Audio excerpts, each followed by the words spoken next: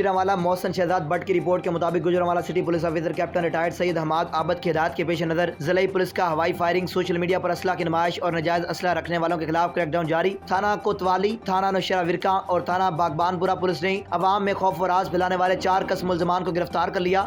मुलजमान के कब्जा से 2 अदद राइफलें, 2 अदद पिस्टल, 5 मैगजीन और सैकड़ों गोलियां बरामद कर ली गई। मुलजमान हवाई फायरिंग करते और नाजायज असला के साथ वीडियो और तस्वीर सोशल मीडिया पर शेयर करके अवाम में खौफ व राज फैलाते। गुजरांवाला सीपीओ कानून शिकन अनासर राह रास्त पर लाने के लिए हर कानूनी रास्ता अपनाएंगे। Mohsin Shahzad Bhatt, MD news, Gujranwala.